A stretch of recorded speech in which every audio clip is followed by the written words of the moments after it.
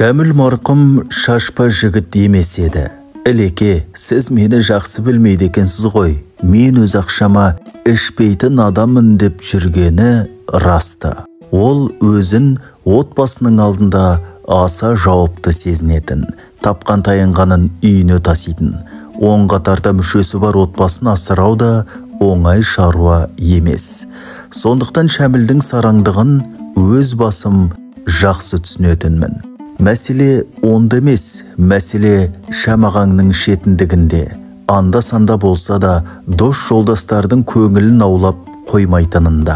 Рас, Шәмағаңның қалтасында баш жазарлық бірер тиын болады, бірақ оны ешкіммен бөліспейді. Біз қалғандарымыз қолымызға бірдеңе түсе қалса, ең болмағанда қаламдастарымызбен бір мәрте көңіл көтеруге тырысамыз. Шәміл былқ етпейді. Бірде Сағи мен Тұманбай ертерек кетіп, Шәміл екеуміз оңаша қалдық. Соны пайдаланып, Шәмағаңмен жұқалап, қалжыңдасқым келді. Шәмаға, әр ойлап, бер ойлап, бір нәрсені еске түсіре алмай отырмын. Көмектесіп жібермейсіз бе, дедім. Оның ойында түк жоқ. Қолдан келгенінше деді. Ол да абайлап сөйлеп. Есіңізде болса, айтыңызшы, сізбен осы мен алғаш рет, не соңғы рет қашан іштім дедім. Сенің мына сұрағың мемлекеттік емтиханның сұрағынан да ауырлау екен. Оған басымызды ауыртып қайтеміз. Жүр, кеттік деді. Шәмағаңның маршруты маған жақсы таныс. Шыға сала Бөгенбай Батыр мен Желтоқсан көшелерінің қиылысқан жеріндегі буфетке тарттық. Сол жерде ол өзіне бір стақан портфейн, маған 100 грамм коньяк алды. Бірер ауыз сөз айтып сырласатын шығарымыз деп сабыр сақтап отырғанымда, Шәмағаң үндемей түндемей шарабын сарқып ішті де, менің алдымдағы коньякты нұсқап, кімді күтіп отырсың? Біреу-міреу анауыңды шарап екен деп ішіп қояр, тезірек тартып жібер деді. Жә, кәпірден түк тартсаң да пайда деген ғой халқымыз. Сіз кәпір емессіз, сондықтан оны сараңнан суыртпа қалсаң да пайда деп ішіп қояйын дедім, орынсыздау қалжыңдап. Жоқ, Қадыр, бұл суыртпақ емес. Суыртпақ өзім ішкен портфейн. Ал сенің ішкенің ішімдіктің категориясымен есептегенде арқан, деді Шәмағаң. Бұл біріншіден. Екіншіден, мен сараң болайын деп сараң боп жүрдейсің бе? Менің соңыма түсіп жүрген кедейлік қой, кедейлік. Менің қай-қай жағынан да жемісті жұмыс деген жылдарым 60-шы жылдардың басы. Бұл кезде мен Балдырған журналынан кетіп, Жұлдыз журналына ауысқам. Мен барған кезде бұл журнал әбден қаусап құлағалы тұрғанды. Оны әдебиет журналы деп атағаннан гөрі түгелдей ішкі іштер редакциясы деп атаған жөн болар еді. Мен барған поэзия бөлімін Істай Мәмбетов ағамыз басқарған екен. Қара жер хабар бермесін, ол да ішкіш. Сын бөліміндегі ағамыз Қалжан Нұрмаханов, ол да сол ішкіш. Балемер Сахарев ішкіш. Қысқасы сау жоқ. Өңшең дарынды да сауатты жігіттер. Бірақ жұмыс істеуге қыры жоқ, қыры болса да уақыты жоқ. Дертке шалдыққан ауру азаматтар. Жұбан ағамыз соларды бірте-бірте жұмыстан босатып, жас қызметкерлермен ауыстыра бастаған. Мен барған кезде Істай ағамыз отырған үстелдің бүкіл тартпасы толған хат. Бірер ай бойы бас көтермей отырып, соларға жауап жаздым. Редакциядағы жұмысым ештеңе емес, үйіме алып кетіп жұмыс істеп жүрдім. Күндіз-түні істесең бітпейтін шаруа болушы еді. Ақыры барлық хатқа жауап қайырып, Астананың авторлары, ауылдың авторлары, дайын дүниелер, жауап беретін хаттар деп бірнеше жаңа папка ашып, үфтеп демала бергенім осы еді, редактор шақырып жатыр деді. Редакторымыз Жұбағаң әдетте дүңкілдеп, зіркілдеп сөйлейді. Сол салтымен, әй Қадыр, мен сені не үшін жұмыс қалдым деді. Не үшін болушы еді? Жұмыс істеу үшін әрине. Онда неге жұмыс істемейсің? Істеп жатырмын. Онда мынау не? Жұбағаң сұнған хатты алып оқысам, арыз. белгісіз бір автор менің жіберген дүниеме әлі күнге жауап жоқ деп жазыпты. Менде жауап қайтарылмаған бірде бір хат жоқ дедім батылдау сөйлеп. Сенбесеңіз тексеріңіз. Тексерді. Тіркеу журналында ондай автор болмай шықты. Жұбағаң сенбеді әрине.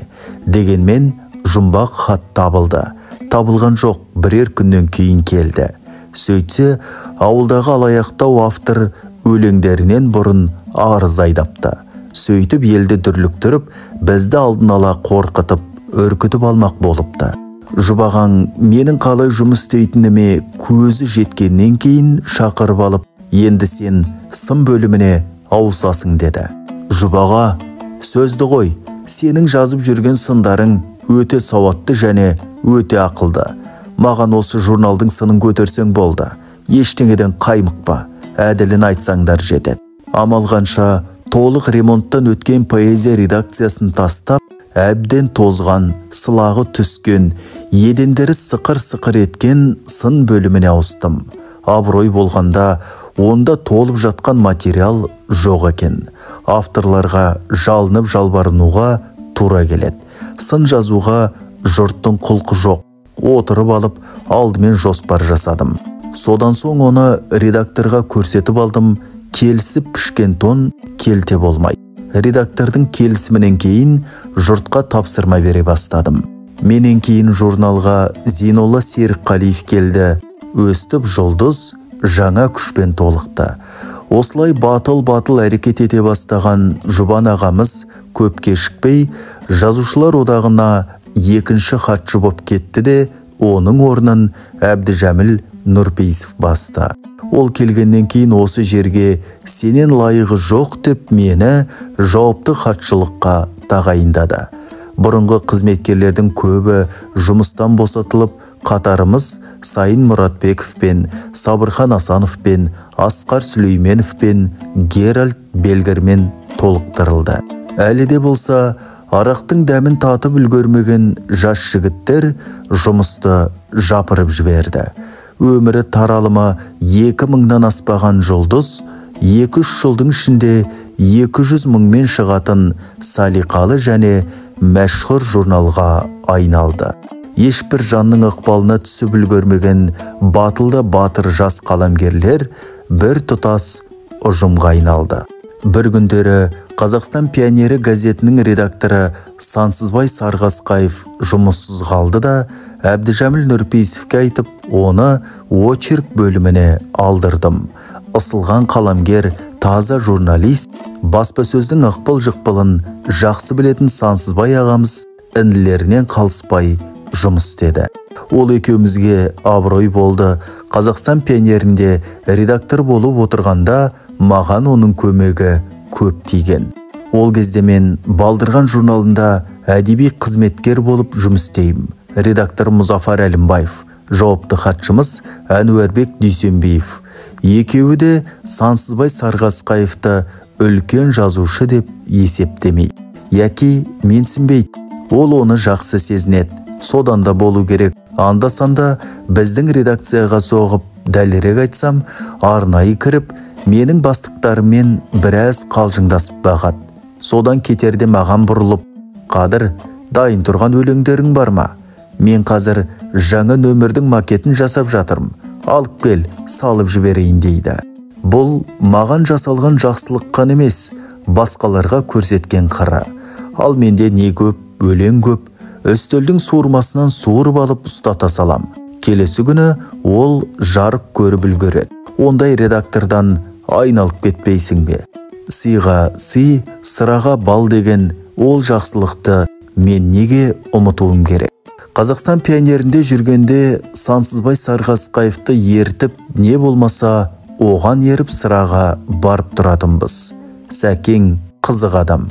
Редакциядан алып шығарда ол бізге міндетті түрде менде ақша жоқ деп ескертетін.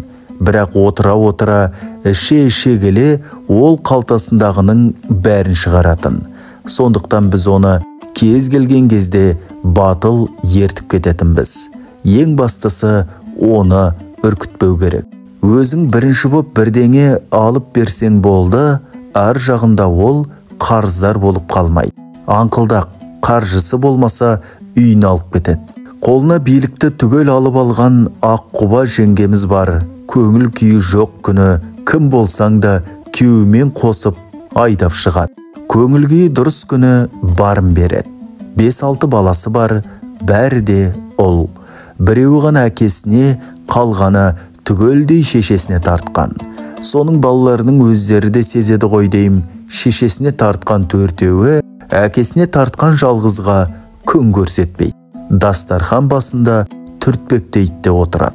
Бармақтай бақты басып отыру үшін батпандай құйрық керек дейді қазақтар. Сансызбай ағамыз бармақтай бақты басып отыра алмады. Бірте-бірте ішімдіктің соңына түсе бастады. Жұмыстан да бәрінен де айрылды. Бір күні жазушылар үйінің алдында ойда жоқта кездесіп қалдық. Қатты қызу екен.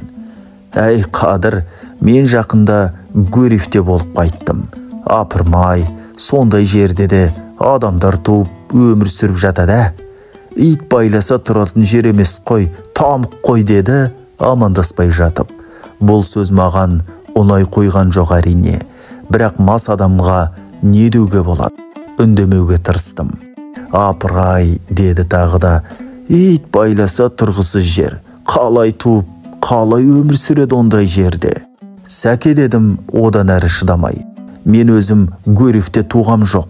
Бірақ білем, нағыз мықтылар сондай жерде туып, сондай жерден шығады. Ал сіздің атамекеніңіз сұлу төрге Африка маймылын әкеліп қоя берсеңіз, 1-2 жылда адам болып кетеді. Тіпті бірнеше жылда редактор болып кетуі де ғажап емес. Сәкең менің сөзіме мән берген жоқ. Апырай, апырай деп кетіп бара жатты. Менің ол кезде кітап ауруы деген дертке тап болған кезім. Алматының қай дүкеніне, қай күндері кітап түсетінін біліп алғам.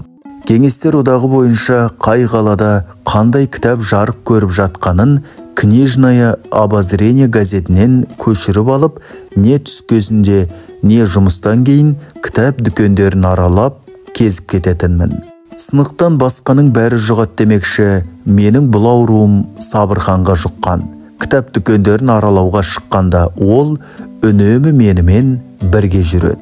Басқа кезде де сол басқа жақта тұрса да, кейде мені үйге шейін шығарып салады. Қаны қазақ болған мен Өзбекстанда туған азамат қой. Оның не ойлап, не қойғанын адам баласы білмейтін. Бір байқағаным, өзі туралы өте жоғары ойлайды. Өлең жаза бастағаныма біраз уақыт болған. Бірақ әлі баспасөз бетіне жарқ етіп шыға қойғам жоқ. Замандастарым болса, бір-бір мықтыға алғы сөз, яки сәт сапар жаздырып алып, жарияланып жатыр. Біреуіне Әбу Сәрсенбаев, біреуіне Әбділда Тәжібаев, біреуіне Қуандық Шаңғытбаев, біреуіне Сырбай Мәуленов бата берген біраз ақын дүниеге келіп те үлгерді. Ал менші, маған сәт сапар жазуға кім лайық? Әр ойлап, бер ойлап, Мұхтар Әуезовтен артық ешкімді таппадым. Тәуекел, алдымда телефон соқтым. Алло, деді Мұхаң телефон трубкасын өзі алып. Ассалаумағалейкум Мұқа. Телефон соғып тұрған Сабырхан Асанов деген шәкіртіңіз ғой. Иә, қандай шаруа? Мұқа, өлең жазумен әуестенетін едім, яки ақынмын. Сізге сәт сапар жаздырып алсам деген ойым бар еді. Пәлі, алдымен мен ол өлеңдерді оқымас болармын ба? Сонда ол өлеңдер маған ұнамас болар ма? Сен өзің не қылған тәрбиесіз, көргенсіз бала едің деп Мұхаң маған ұрсып тастады. Бұл әңгімені естігеннен кейін біз бәріміз күлдік. Сабырханның балалығын емес, өз қылығымызға күлгендей күлдік. Адам өзінің балалығымен күле қоштасады деген екен бір данышпан. Біздің бұл күлкіміз сондай бір есею жасындағы күлкеді. Осы әңгімені естіп отырып, мен көп жылдардан кейін тағы бір күлдім. Оның мәні тіптен бөлек еді.